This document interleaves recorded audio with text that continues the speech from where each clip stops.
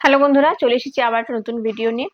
থাই মাসেলের মধ্যে যদি খুব ফ্যাট থাকে বা খুব স্টিফ থাকে, থাই মাসেল যদি খুব টাইট থাকে, তাহলে হাঁটাচলা করতে অনেক সময় অসুবিধা হয়। আবার অনেক সময় কিন্তু দেখতেও খুব খারাপ লাগে। তাহলে থাই মাসেল কি করে তোমরা লুজ করবে, কি করে থাই মাসেলের ফ্যাট কমাবে, সেই ভিডিওটাই তোমাদের আজকে আমি শেয়ার করব।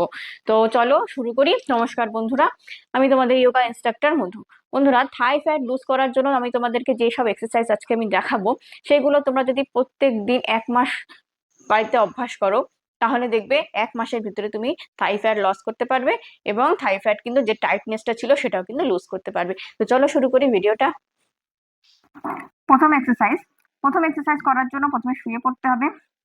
তারপরে কি করবে? সাইক্লিং করবে। মাথার পিছনে হাত দিয়ে দাও। তারপরে 1 2 3 4 5। মনে রাখবে সাইক্লিংটা কিন্তু খুব ফাস্ট করতে হবে। ফাস্ট করার পরে তারপরে তোমাকে অ্যান্টি ক্লকওয়াইজ করতে হবে। প্রথমে ক্লকওয়াইজ করার পরে অ্যান্টি ক্লকওয়াইজ করতে হবে। এইভাবে ক্লকওয়াইজ 20 বার এবং অ্যান্টি ক্লকওয়াইজ 20 বার রিপিটেশন করতে হবে।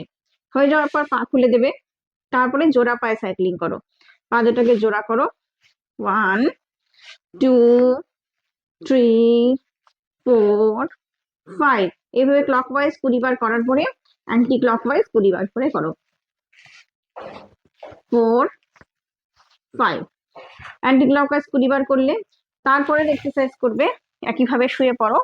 শুয়ে পা দুটোকে উপর দিকে তোলো। তুলে 1 2 3 4 5।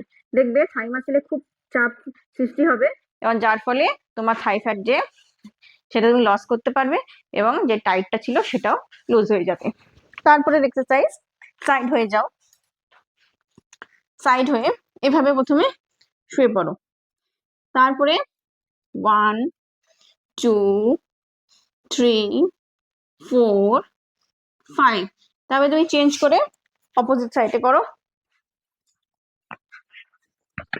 একইভাবে চেঞ্জ করে 1 2 3 4 5। এইভাবে হয়ে যাওয়ার পরে এভাবে 20 বার 20 বার করে অভ্যাস করবে। এটা হয়ে যাওয়ার পরে এবার এইভাবে বসে পড়ো, যেরকম আমরা বাটারফ্লাই পোজে বসি। এইভাবে বসে এক্সারসাইজটা করতে হবে। 1 2 3 4 5। এইভাবে 15 থেকে 20 বার প্রত্যেকদিন অভ্যাস করতে হবে। পরের এক্সারসাইজ করার জন্য পা দুটোকে এরকম ফাঁকা করে দাও। হাতটাকে এরকম মুট করো। তারপরে 1 2 3 4 5। এইভাবে রেস্ট নিয়ে নিয়ে 3 সেটে 20 20 20 করে প্রত্যেকদিন অভ্যাস করবে। পরের এক্সারসাইজ দেখো। পরের এক্সারসাইজ করার জন্য আবার পা দুটোকে এরকম করে ফাঁকা করে দাও। তারপরে হাতটাকে মাটিতে রাখো।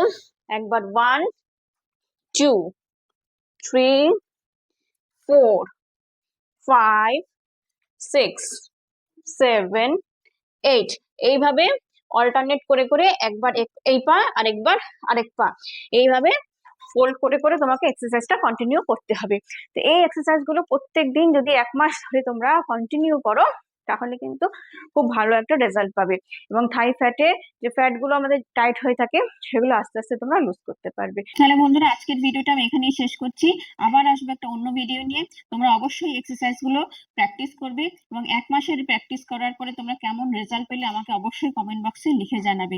এর পরবর্তী তোমরা কোন বিষয়ের উপর ভিডিও দেখতে চাও সেটাও আমাকে অবশ্যই লিখে জানিও। আমি চেষ্টা করব সেই ভিডিও তৈরি করার। তো তোমরা ভালো থাকো, সুস্থ থাকো। দেখা হবে আরেকটা ভিডিওতে।